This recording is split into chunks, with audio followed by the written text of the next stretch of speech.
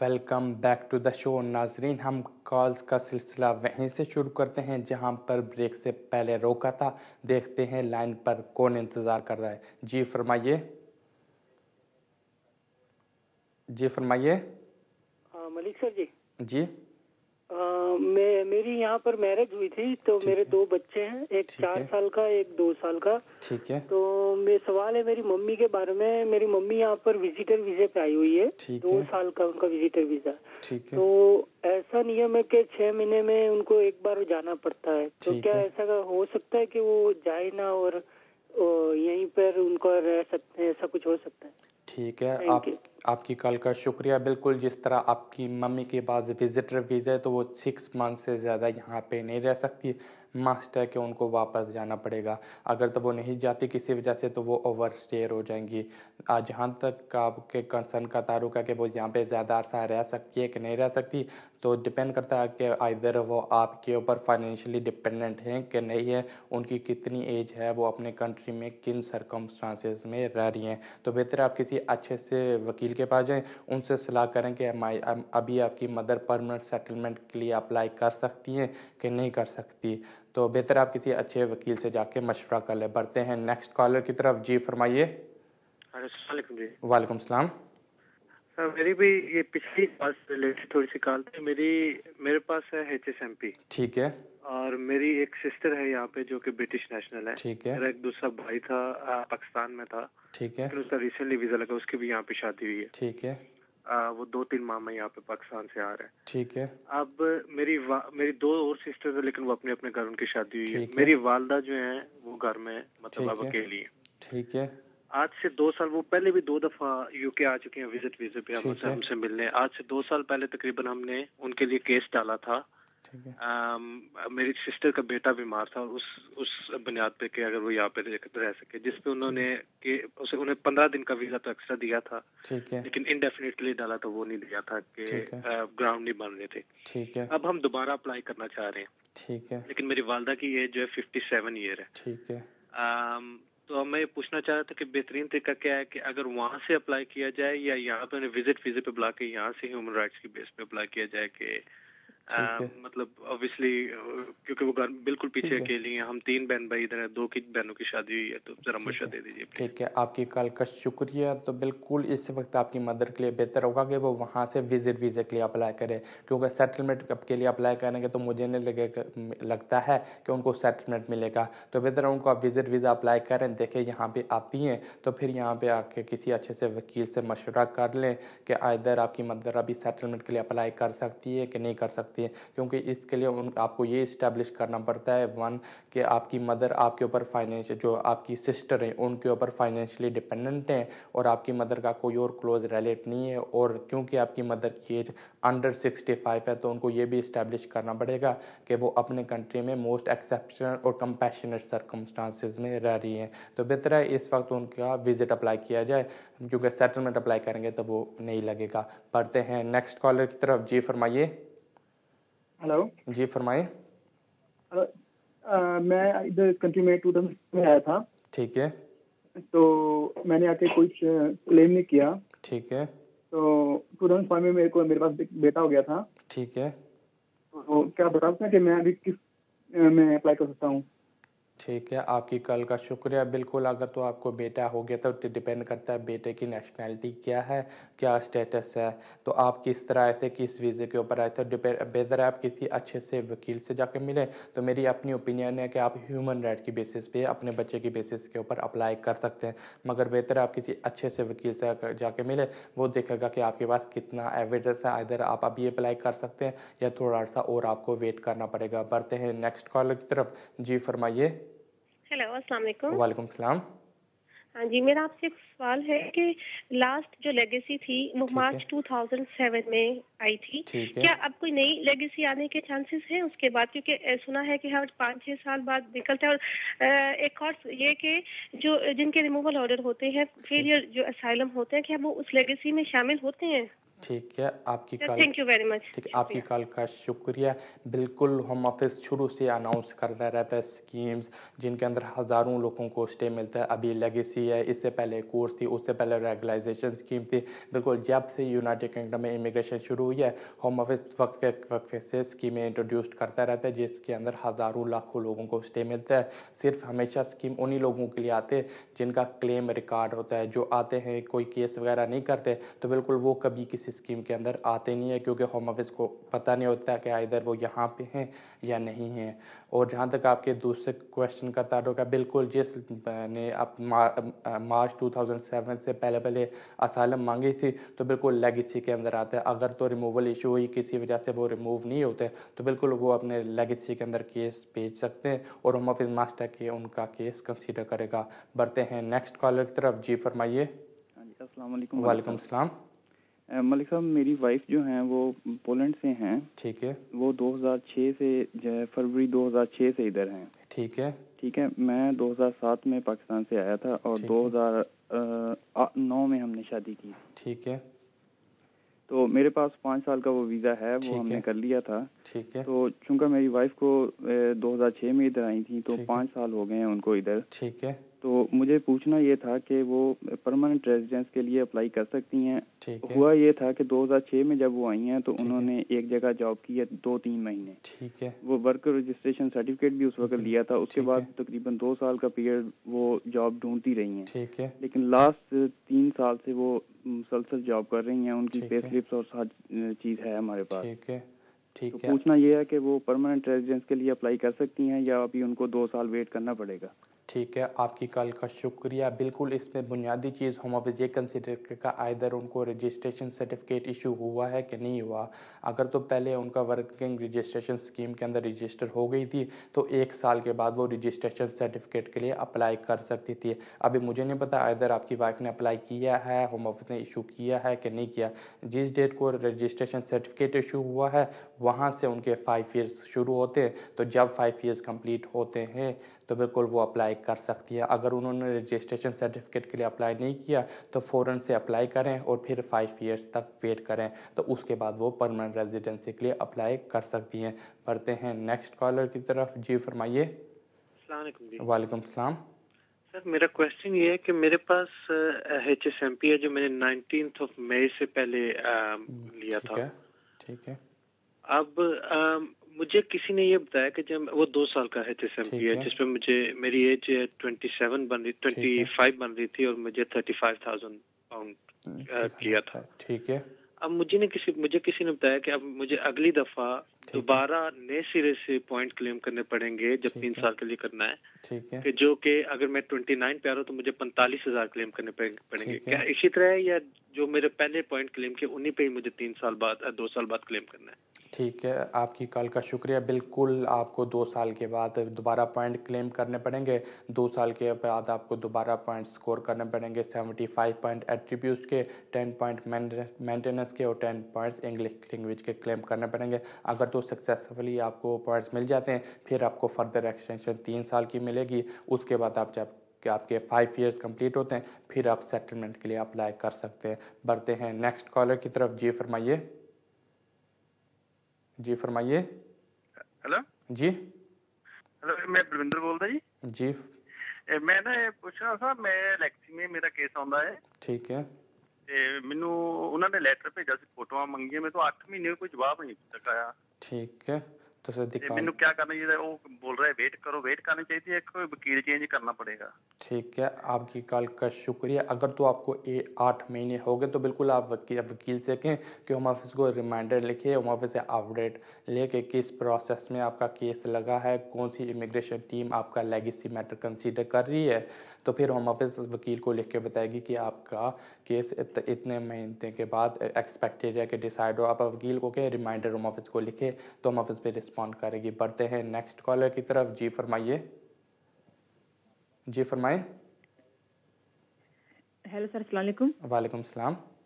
Sir, मैंने जी आपसे पूछना था कि एक्चुअली मेरे हस्बैंड को सज़ा हुई है 12 साल। ठीक है। तो उनके पास यहाँ की नेशनैलिटी नहीं, उनके पास इंडेफिनिट लीव है उनके पास। ठीक है। तो उनके कहा गया है होम ऑफिस ने कि उनको डिपोर्ट करेंगे। ठीक है। तो सर ये पूछना चाह रही थी कि मैं मतलब अपील करना चाहती हूँ। ठीक है। तो मसलन ये कब सज़ा खत्म होने से कितना अर्सा पहले वो इनके बारे में बताएंगे कि उनको कब डिपोर्ट करेंगे, तो फिर मैं कब अपील कर सकती हूँ? ठीक है, आपकी कॉल का शुक्रिया। बिल्कुल, आपके हस्बैंड को अगर 12 साल की सज़ा हुई तो डेफ़िनेटली जब उनकी सेंटेंस कंप्लीट होगा तो होम ऑफिस उनके डिपोर्टेशन ऑर्डर इशू करेगी। उस स्टेज पे आप इस मैटर को कोर्ट में लेके जा सकती हैं, फाइट कर सकती हैं ह्यूमन राइट की बेसिस के ऊपर, अपनी बेसिस के ऊपर कि कितने अरसाल से वो यहाँ पे रह रहे हैं, उनकी रेजिडेंसी की बेसिस के ऊपर। मगर अभी आपको वेट करना पड़ेगा। होम ऑफिस जब रिमूवल डायरेक्शन इशू करेगा तो आपके हस्बैंड को बताएगा और उनको अपील का राइट देगा, तो उस स्टेज पे अपील करनी पड़ेगी। बढ़ते हैं नेक्स्ट कॉलर की तरफ। जी फरमाइए। अस्सलाम वालेकुम। वालेकुम सलाम। जी मेरा नाम अली है। मैंने अप्लाई किया था, मैंने शादी की थी मार्च में।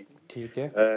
तो मैंने वीज़ा अप्लाई किया, मेरी वाइफ पॉलिश है। ठीक है। उन्होंने रिजेक्शन लगा दी कि वो सेल्फ एम्प्लॉयड है। इस साल की जो टैक्स रिटर्न थी कहते हैं वो नहीं जमा हुई, जिसकी लास्ट डेट मुझे पता चला है जनवरी 2012 तक है। ठीक है। मैंने अभी अपील की है और है। रिटर्न अपील की है, लेकिन मेरी जो जॉब है वहाँ पे प्रॉब्लम, क्योंकि मैं पहले स्टूडेंट था, फिर मैं फुल टाइम एम्प्लॉयमेंट में आ गया। अभी वहाँ पे प्रॉब्लम हो जाए क्योंकि लेटर 6 महीने के लिए वैलिड था। ठीक है। तो वो 6 मंथ जो वो खत्म हो रहे हैं अभी इस महीने में। ठीक है। तो क्या मैं वो जो लेटर है कोर्ट को, उसके ऊपर सिर्फ ये लिखा है कि आपकी रिटर्न अपील आ गई है, 28 तक आप पेपर जमा करवाएं, उसके बाद जो है हम फैसला लेंगे। ठीक है। तो अब मैं वो लेटर के ऊपर क्या मैं जॉब कर सकता हूँ, क्योंकि वो ये उसके ऊपर ये नहीं लिखा हुआ कि मेरा स्टेटस क्या है, सिर्फ ये लिखा है कि आपकी रिटर्न अपील आई है और आप इसके ऊपर डिसीजन चाहते हैं। दूसरी बात यह है कि उनका जो है क्या बोलते हैं, नई जॉब के अप्लाई करने के लिए वो लेटर मैं यूज़ कर सकता हूँ? मुझे कोई समझ नहीं आ रही कि मैं क्या करूँ। ठीक है, बिल्कुल आपकी कॉल का शुक्रिया। बिल्कुल जी, आप काम कर सकते हैं। आपका स्टे तब तक लीगल रहेगा, तब तक एक्सटेंड होता रहेगा जब तक आपकी अपील के ऊपर फाइनल डिसीजन नहीं होता। तो बिल्कुल आप अपील करें। जहाँ तक मुझे लगता है कि आपने इमिग्रेशन कोर्ट को लिखा है कि आपका मैटर पेपर के ऊपर डिसाइड करें, मगर बेहतर होता है कि आप खुद कोर्ट में जाएं, जज के सामने ओरल हियरिंग के लिए अप्लाई करें। मगर आप काम बिल्कुल कर सकते हैं जब तक अपील के ऊपर फाइनल डिसीजन नहीं होता। बढ़ते हैं नेक्स्ट कॉलर की तरफ। जी फरमाइए। हेलो, अस्सलाम वालेकुम। वालेकुम सलाम। जी मेरा नाम आदिल है। जी मैं तो अल्हम्दुलिल्लाह ब्रिटिश सिटीजन हूँ यहाँ पे। ठीक है जी, मेरे को 2 छोटे-छोटे सवाल पूछने थे। एक तो पूछें। जो है मेरे भाई है जो कि असेंबली पे है, तो उनको कोई बताया कि इंडेफिनिट स्टे बंद होने वाला एक। ठीक और है। दूसरा जो मेरे छोटे भाई और उनकी मिसेस है, ठीक है। जो है उन्होंने जो है लेवल 7 डिप्लोमा पे आए हुए हैं। ठीक है। तो अल्हम्दुलिल्लाह 18 मंथ्स का उनको वीजा था, ठीक है। पर उन्होंने 1 साल में कोर्स सारा कंप्लीट हो गया। ठीक है। इसके बाद उनके पास 6 महीने रहते मार्च तक, तो जो लोग एडवाइस करे कि जो PSW ले लो, ठीक है। तो हम उसके अंदर कंफ्यूज है। बेहतर हम सोच रहे हैं कि फिर कोई फर्दर कोई कॉलेज के एडमिशन करके जो है फर्दर 1-2-3 साल का स्टूडेंट चलाना क्या, तो इसके ऊपर थोड़ी रोशनी डालिए वकील साहब। अस्सलाम वालेकुम। ठीक है, वालेकुम सलाम। आपकी कॉल का शुक्रिया। बिल्कुल आपके भाई तभी पोस्ट स्टडी वर्क के लिए अप्लाई कर सकते हैं अगर तो यहाँ से वो कोई ग्रेजुएशन या मास्टर्स करते हैं। अगर तो वो कोर्स करते हैं तो उसकी बेसिस पे पोस्ट स्टडी वर्क उनको नहीं मिलेगा।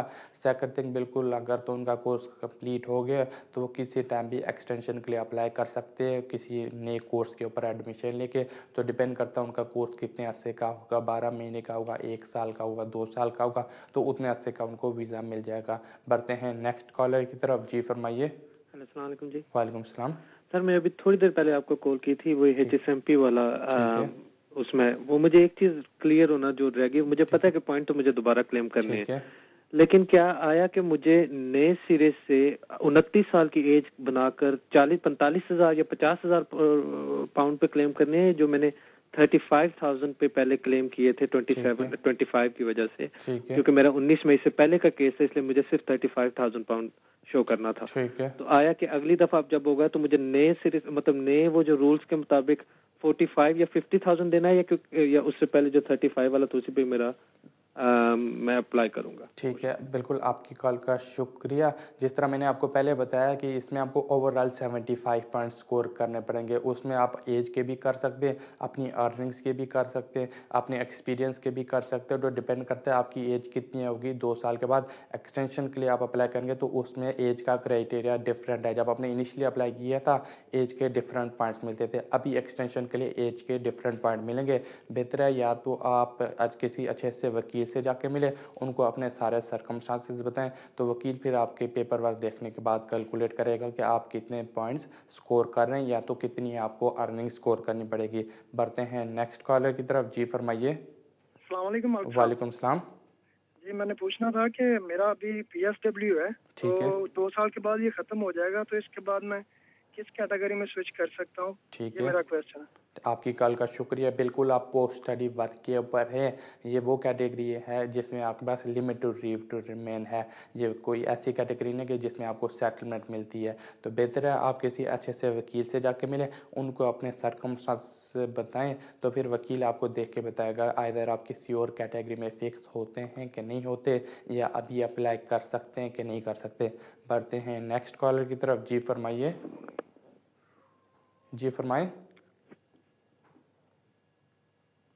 नाज़रीन ये कॉल ड्रॉप होती है। बढ़ते हैं नेक्स्ट कॉलर की तरफ। जी फरमाइए। अस्सलाम वालेकुम मलिक साहब। वालेकुम सलाम। मलिक साहब मैं आपका सवाल थोड़ा सा क्लियरली सुनना चाहता हूँ, काइंडली बताइएगा। मैं 7 साल पहले इस कंट्री में आया था। ठीक है। 2 साल मैंने स्टूडेंट पे गुजारे। ठीक है। 5 साल मैंने HSMP पे गुजारे। ठीक है। और 5 साल के बाद मुझे इंडेफिनेट अभी मिल चुका है 1 महीना पहले। ठीक है। मेरा सवाल बिल्कुल छोटा सा है मगर इसका जवाब मुझे बड़ा क्लियर चाहिए आपसे। ठीक है। वो ये है कि अब मैंने ब्रिटिश नाज़रीन ये कॉल ड्रॉप दिया कि आया वो 2 साल जो मैंने स्टूडेंट के लिए गुजारे थे वो और 5 साल इंडेफिनेट पे, अभी मैं फौरन अप्लाई कर सकता हूँ या इंडेफिनेट के बाद 1 साल और इंतजार करना पड़ेगा? क्योंकि मुझे 7 साल हो गए हैं इस कंट्री में। ठीक है। 2 साल स्टूडेंट पे, 5 साल इंडेफिनेट। ठीक है। तो काइंडली मुझे इसका क्लियर सा जवाब दे दें कि 1 साल वेट करना पड़ेगा या फौरन ही अप्लाई कर सकता हूँ। ठीक है, आपकी कॉल का शुक्रिया। मैं सुन रहा हूँ अभी टीवी पे आपको। ठीक है, आपकी कॉल का शुक्रिया। बिल्कुल आप किसी सूरत में अभी अप्लाई नहीं कर सकते। आपको 1 साल इंडेफिनेट के साथ वेट करना पड़ता है। जिस तरह आपको इंडेफिनेट अभी मिली है, बिल्कुल आपको 1 साल कंप्लीट करना पड़ेगा। उसके बाद आप अपनी रेजिडेंसी के बेसिस के ऊपर अप्लाई कर सकते हैं। बढ़ते हैं नेक्स्ट कॉलर की तरफ। जी फरमाइए। जी फरमाए। मैंने ये पूछना था कि मेरे को जो है ना इस लंदन में जो है ना 7 साल हो गए हैं। ठीक है।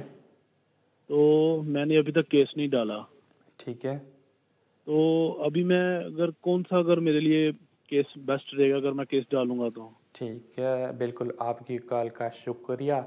अगर तो आपको अकेले 7 साल हुए हैं तो माइट भी आप ह्यूमन राइट की बेसिस पे अप्लाई कर सकते हैं। अगर तो आपको बच्चों के साथ होते हैं तब आपके डिफरेंट सर्कमस्टांसेस होते हैं। तो डिपेंड करता है आप 7 साल पहले किस वीज़े के ऊपर आए थे, किस तरह से आपकी एंट्री लीगल थी, इलीगल थी, 7 साल से आप क्या करते रहे, काम करते रहे। अगर काम करते रहे, आपने टैक्स भरा है कि नहीं भरा, तो बेहतर आप किसी अच्छे से वकील से जाके मिलें, उनको अपने सर्कमस्टांसेस बताएं, तो फिर वकील बताएगा कि आइदर आप ये अप्लाई करना बेहतर है या वेट करें। मगर मेरी अपनी ओपिनियन कि आपका ह्यूमन राइट्स के अंदर केस बनता है, मगर फिर भी आप किसी अच्छे से वकील से जाके मशवरा करें।